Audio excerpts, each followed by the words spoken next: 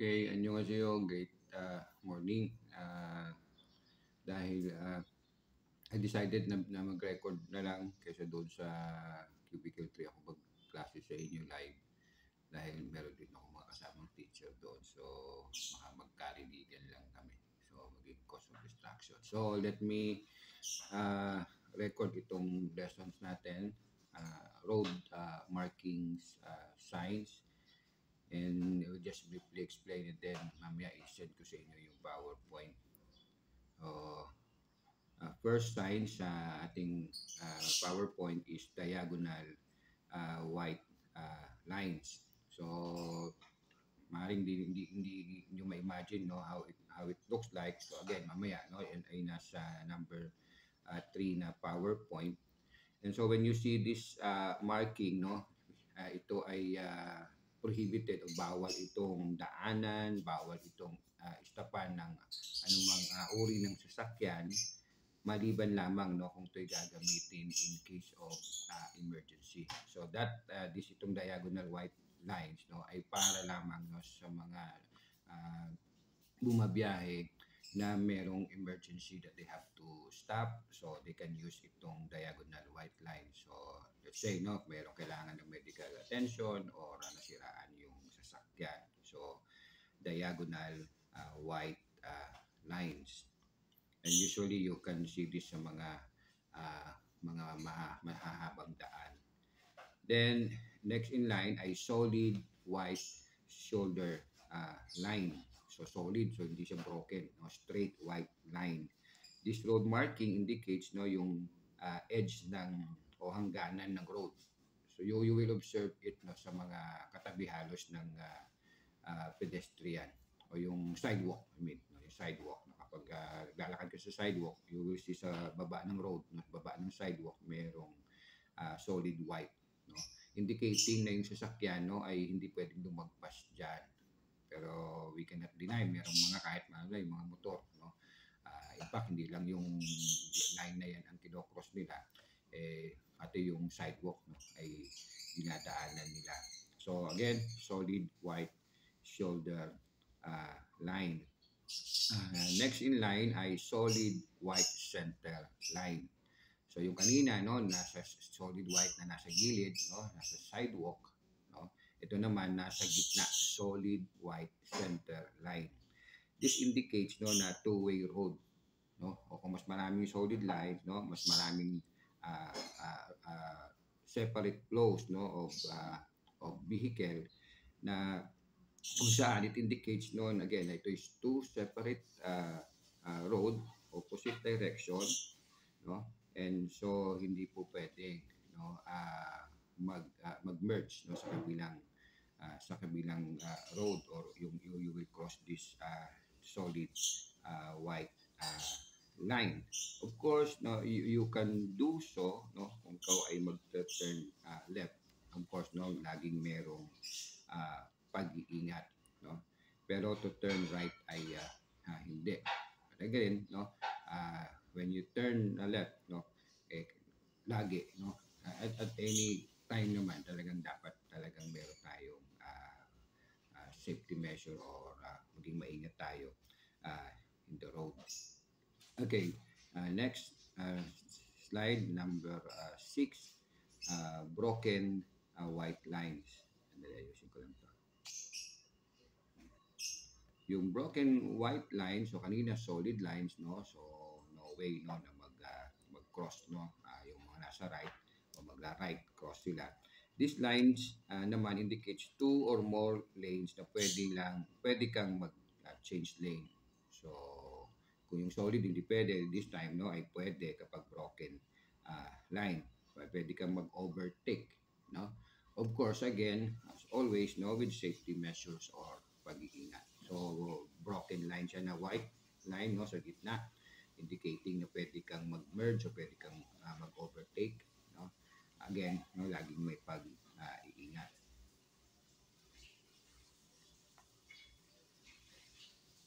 Next ay solid white horizontal lines. Solid white horizontal lines. Usually makikita niyo ito, no, sa mga crossing, no. again, no, you might, I think, kung habang nakikinig kayo, habang watching ito, no, you open na yung slide. And so you can clearly see yung tsura nitong solid white horizontal lines. This one, no, it indicates the driver must stop, no, fully para magbigay daan, no, sa ibang sasakyan na dadaan. Kasi crossing nga ito, no? So what, no, yung sa harapan mo may makasalubong ka, left hand side, no, may dadaan, at yan ay blind side ka nga. So dapat ka kapag pa you're approaching this solid white horizontal lines, no, talagang maingat ka, no, you approach it slowly, no, to make sure na wala kang, no, makakabangga, no, as you cross this crossing. So kaya po yan meron, no, dahil to warn you, no, to you approach it slowly, at kung may sasakyan nga, you have to stop, no, bago mo, hindi mo pwedeng apakan itong solid white horizontal lines.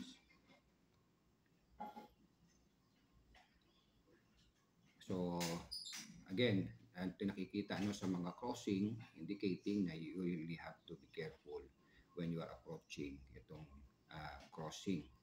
So kapag nakita mo na, it is there, no, yung solid white horizontal lines, no, you have to stop, no, full stop kapag may mga sasakyan. Kapag wala naman, no, you approach it slowly to make sure na wala nga sasakyan. Yung double yellow lanes naman, o line, double yellow lines na usually you will see this sa mga mahabang highway na, no. Ito naman ay talaga, no, kung yung white solid, no, you can overtake, no, pagpapalip ka.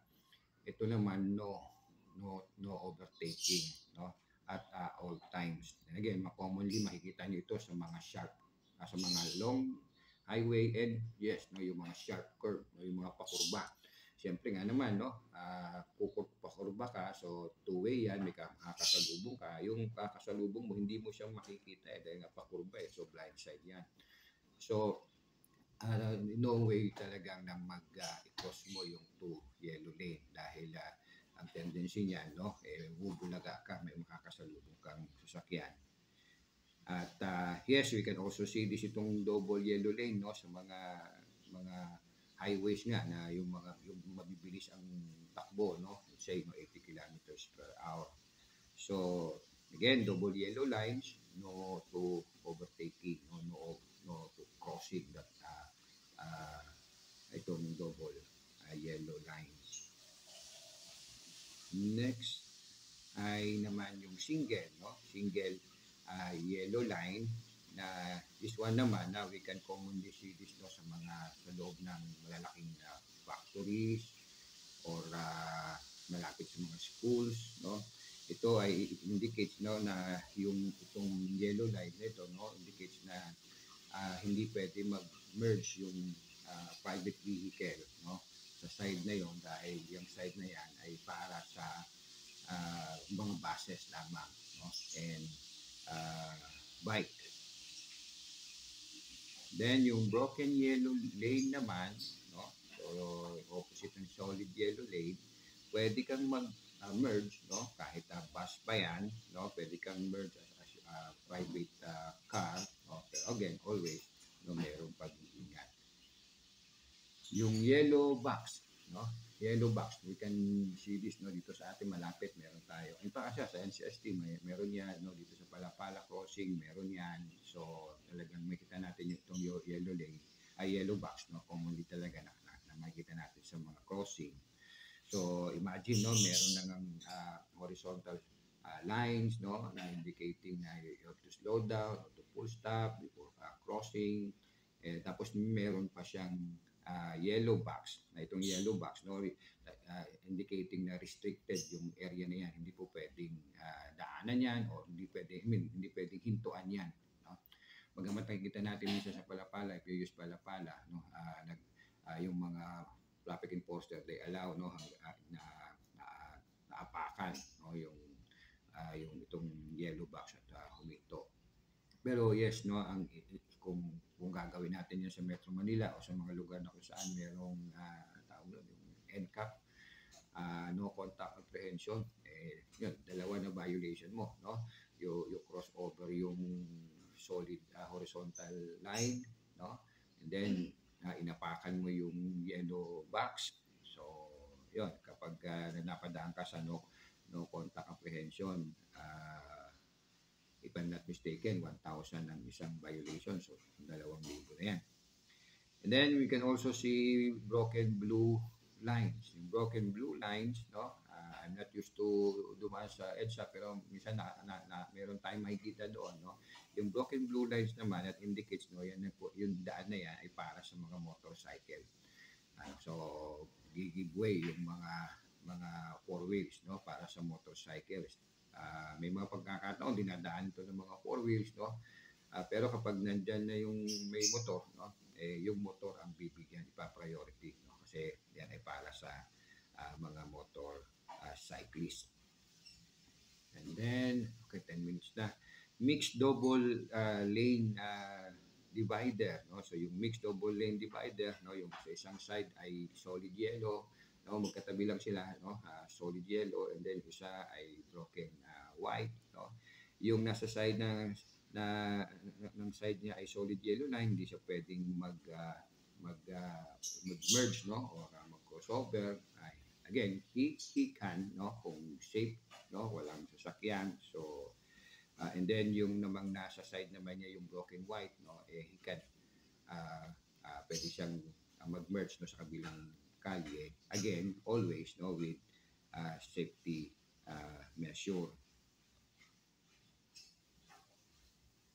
Next, zebra crossing. Zebra crossing. So, narinig niyo yung crossing. So, we can see this, no, sa mga crossing. At yung zebra crossing, yan ay, no, para sa mga pedestrian o mananakay, no, so sa tao, natawiran ng tao, no, sa crossing, no. So again, no, sa crossing ang daming pwedeng maging violation, no, lalo na again, no, kung ikaw ay dadaan ka sa lugar na kung saan, no, meron kang NCAP, no, no contact apprehension. So nilagpasan mo na yung solid white, no, horizontal line, and then, no, yung zebra line, and then pumunta ka pa, huminto ka pa sa may yellow box. So, 3 violations na yun. Okay? So, yeah, minsan nakakainis tong mga drivers, no, yung tawiran ng tao sana, no, tawiran, inaapakan nila, o minsan doon pa nga sila humihinto. And then yung rumble strips, no? Rumble strips, no? Sure enough, lalo na kung kayo madalas bumabiyahe, naranasan nyo na ito. Pero katulad ko noon, no, I only thought na itong rumble strip, no, yung pag dumaan ka, pag didaanan mo ito, gumagano yung sasakyan mo, no? So, dati ang isip ko lang, ano lang yan, no? Dahil super highway, commonly nasa mga highway yan, no? Inantok, baka inantok, kaya ginising lang, no? O kaya para yun sa pasahero na tutulog-tulog, no, para magising, at lapit ka ng bumaba, o kaya kasatabi mo na, no, sino sa atin nakaranas ng ganun, no, na inaatok yung katabi natin, hindi natin kaano-ano, pero feel na feel niya yung we are what na shoulder to lean on, tapos tutulo palaway niya, no. So yung galon, no, yung tawag dito ay rumble strips, pagpagising sa kanya, pero hindi, no. Yan pala ay warning sign, no, to tell the driver na you are approaching, no, merging traffic. Ibig sabihin na may magkukumbine na ng mga sasakyan forward, no, sa unahan, or, no, may mga pakurba na. So ito ay warnings, no, to slow down, to be cautious, no, dahil nga you're approaching, no, merging traffic or pakurbang daan. So yan yung rumble strips, yan yung pag dinaanan mo, gumagano yung sasakyan mo. And then double head arrow, no? So merong arrow na kung saan, no, naka-straight, naka-point forward, and then naka-right direction. So in that road, no, ibig sabihin pwede kang mag straight forward or pwede kang kumanan. Pero kung ikaw ay nasa kabilang side naman, no, double head arrow ito, no, so sa kabilang side naman ay straight arrow lang at naandun ka, and then kakanan ka pala, ay mahuhuli ka dyan. So you have to be on the other side na kung saan may double head arrow. Ang arrow niya ay straight forward and pakanan. So kasi pag dito ka galing ka sa kabila, no, sa single head arrow, diyan ka tapos mag-right turn ka. So you're causing traffic, no? And obstruction yan and yes, of course, no, you violated the road sign. So meron ka ng penalty niyan. Again, if I'm not mistaken, no, sa mga road marking signs na violation is 1,000 ata ang penalty niyan. So, these are, no, ito yung mga road marking signs na I believe, no, very, very important na we have to really know, no, uh, lalo na kung tayo madalas sa kalye, no, kasi nga, of course, no, these signs, no, as we used to say, no, nilagay yan, no, for orderly, for safety, no, ng mananakay at ng mga nagmamaneho. Okay? Siguro here I will end, no? So we can see many signs, no, sa roads, no, sa kalsada. But you know, there is only one sign going to heaven, and that sign is Jesus Christ. Sabi nga, sabi ni Jesus, I am the way, the truth, and the light. No one can come to the Father except through me. Okay? Ingat tayo. God bless you.